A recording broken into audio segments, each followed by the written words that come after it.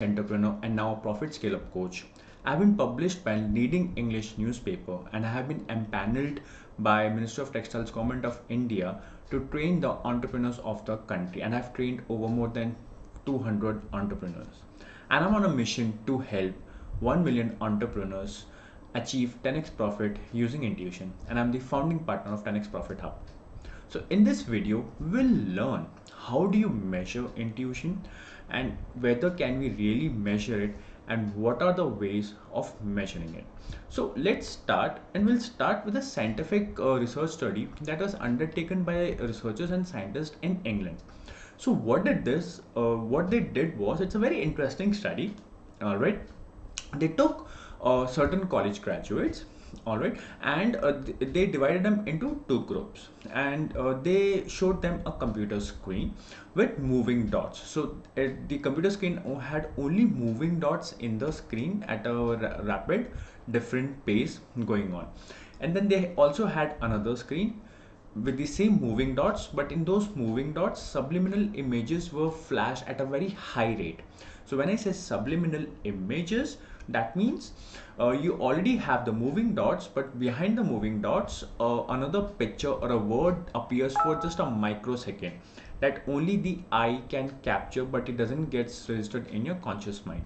So they were projecting such images, and those images were positive and negative.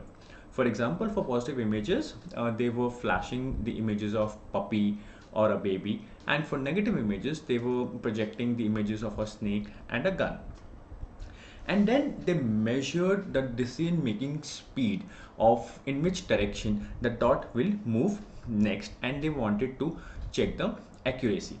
So what they found in this study was that there is a relationship between the positive images and the correct decisions taken.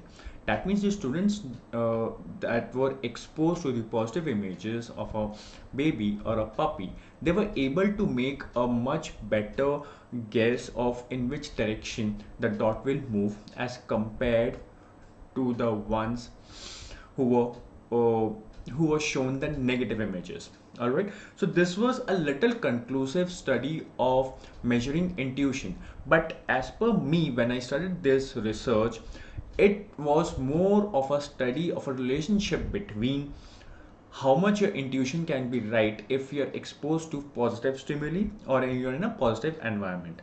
And if you're in a negative environment, that means if you had negative emotions, you are in a negative zone, or you are in negative emotions like fear, greed, jealousy, then there's a high chance that your intuition will not be correct. So for me, it was a relationship between your positive environment and the chances of intuition being correct, and when a person is in negative environment, what are the chances of the intuition being wrong.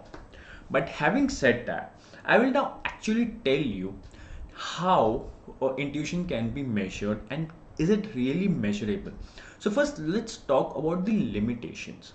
All right, see, it's very difficult to measure intuition in our daily life or day-to-day life because it's an intangible object, intangible thing, because it's in the mind. We can't see it, we can't feel it, we can't hear it, we can't smell it, we can't even taste it.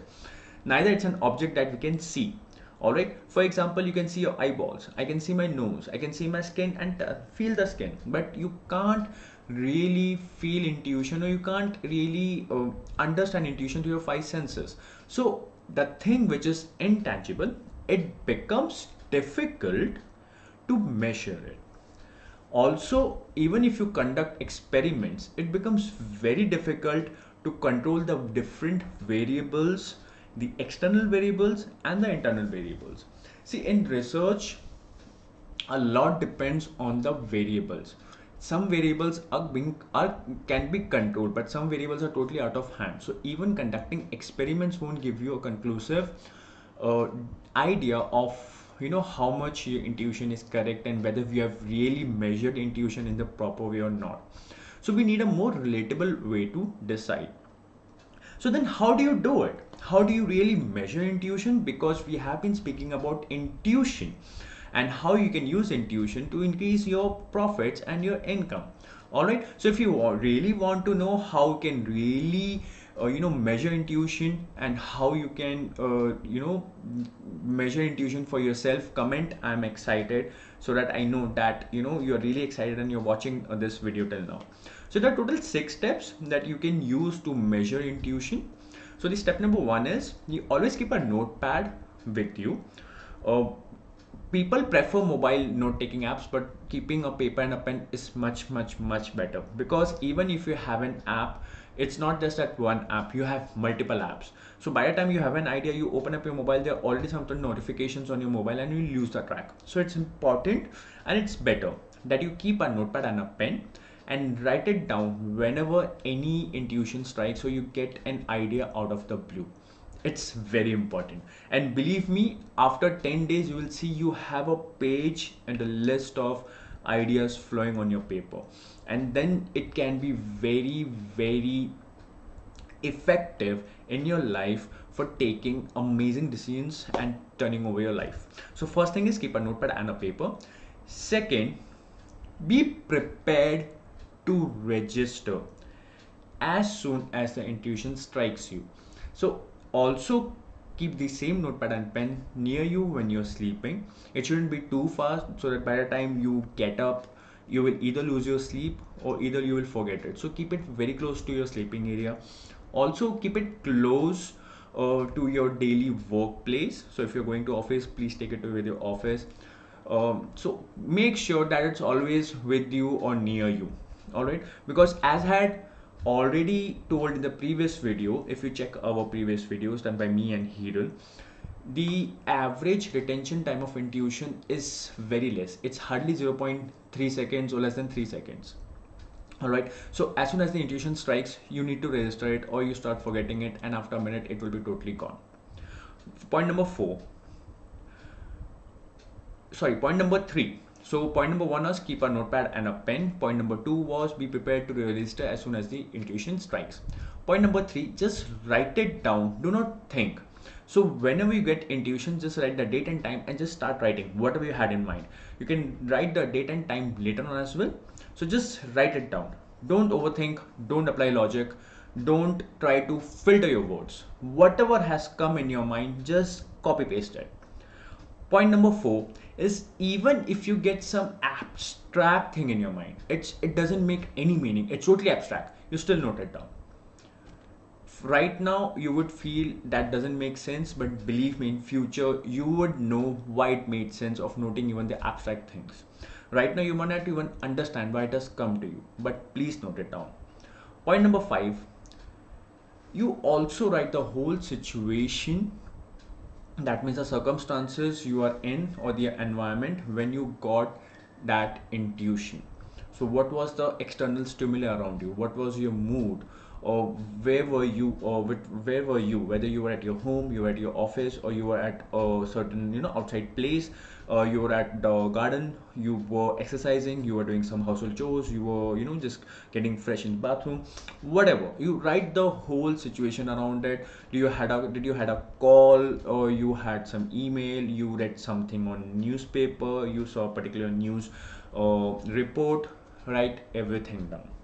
And sixth step is you then start comparing your decisions that you have taken as per the intuition. So when the intuition strikes, we take decision, either we follow the intuition or we don't follow the intuition. So you have to compare that the decisions you took and what was the present situation that you followed. So what was the present situation if you followed the intuition? So for example, you got the intuition that you have to say something to a particular person, and you realize that after 5 days there was a certain situation where you had to speak up, you didn't speak up. So what was the situation that happened when you didn't spoke up in front of that person, right? And what if had you spoken to that person, how different would that situation would be? The future present, how would it have turned it out? So you need to compare. So you need to keep referring to your different points and intuitions that you write it, and see how your present life is turning out. And then you note the average of the rights and the wrong. How many decisions turned out to be right when you followed your intuition, and how many decisions turned out to be wrong when you followed your intuition, and also how many decisions turned out to be wrong when you didn't follow your intuition. So once you start taking out averages, you will get a clear idea. And every time, believe me, every time you will understand that following your intuition is always the best decision that a person can take. Alright, so I hope you really had an enjoyable time now watching this video. High fives to everyone who was watching this video and fist bumps. I have a special gift for you. So I am wanting you to join my special VIP group where we provide exclusive content. It's not even on YouTube, it's not anywhere. We do special live sessions, Q&A sessions, and special exclusive content. So the link is given in the description, and so you can follow bit.ly/. 10x PH VIP club. So please check in the description. Just click on the link and you will join in. And if you need flash updates about my various other content that I'll be posting, join our Telegram group as well. And do comment what was your major learning from this video. So until next time and till next video, I will see you soon.